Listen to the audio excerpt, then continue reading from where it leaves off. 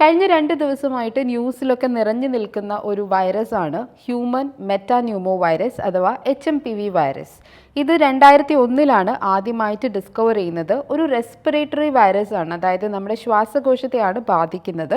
Mild called മുതൽ severe ആയിട്ടുള്ള respiratory infections വരെ ഈ വൈറസ് കാരണം ഉണ്ടാവുന്നതാണ്. ഇതിൻ്റെ സിംറ്റംസ് എന്ന് പറയുന്നത് പനി, ചുമ, മൂക്കടപ്പ്, ശ്വാസമെടുക്കാനുള്ള ബുദ്ധിമുട്ട്, ഇതൊക്കെയാണ് വൈറസിൻ്റെ കോമൺ ആയിട്ടുള്ള സിംറ്റംസ്. സിവിയർ കേസസിൽ ബ്രോങ്കൈറ്റിസും ന്യൂമോണിയൊക്കെ ആയിട്ട് മാറിയേക്കാം. ഈ വൈറസ് ആരിലും ഇൻഫെക്ഷൻസ് ഉണ്ടാക്കാം, പക്ഷേ സർട്ടൻ ഗ്രൂപ്പ് ഓഫ് ആളുകൾ കൂടുതൽ ഈ വൈറസിൽ വൾണറബിൾ ആയിട്ടുള്ള ആളുകളാണ്. ആരൊക്കെയാണ് ആ ഗ്രൂപ്പ് എന്ന് പറഞ്ഞു കഴിഞ്ഞാൽ, ഒന്നാമത്തത് 5 വയസ്സിന് താഴെയുള്ള കുട്ടികൾ.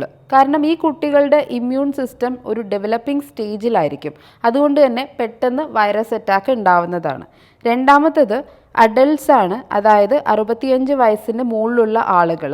അവരുടെ നാച്ചുറൽ ഇമ്മ്യൂണിറ്റി പ്രായം കൂടുന്നതിനനുസരിച്ച് കുറയുന്നതായിരിക്കും. സോ അവർക്കും ഈ വൈറസ് അറ്റാക്കിനുള്ള സാധ്യത കൂടുതലാണ്. മൂന്നാമത്തത് എന്തെങ്കിലും അണ്ടർലൈങ് ഹെൽത്ത് കണ്ടീഷൻ ഉള്ള ആളുകൾ, അതായത് ഓൾറെഡി ഹാർട്ട് ഡിസീസ് അല്ലെങ്കിൽ ശ്വാസകോശത്തിന് എന്തെങ്കിലും പ്രശ്നങ്ങൾ, ആസ്മ ഒക്കെയുള്ള ആളുകൾക്ക് വൈറസ് അറ്റാക്ക് ഉണ്ടാവാനുള്ള സാധ്യത കൂടുതലാണ്.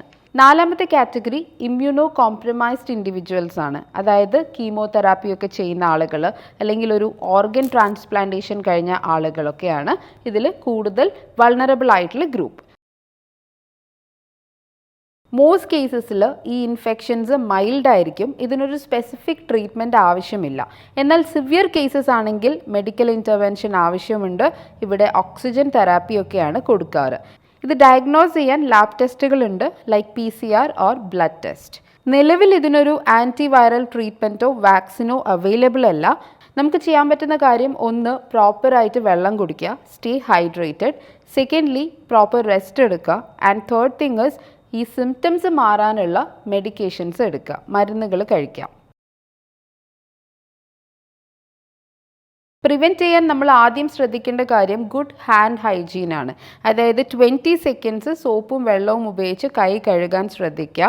രണ്ടാമത്തെ കാര്യം, ഓൾറെഡി അസുഖം ബാധിച്ചിട്ടുള്ള ആളുകളുടെ അടുത്ത് നിന്ന് നമ്മൾ ക്ലോസ് കോൺടാക്റ്റ് ഒഴിവാക്കുക.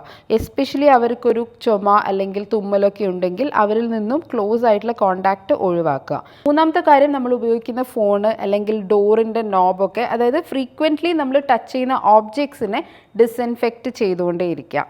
നാലാമത്തെ കാര്യം, ക്രൗഡഡ് ആയിട്ടുള്ള സ്ഥലങ്ങളിൽ പോകുമ്പം മാസ്ക് ധരിക്കുക.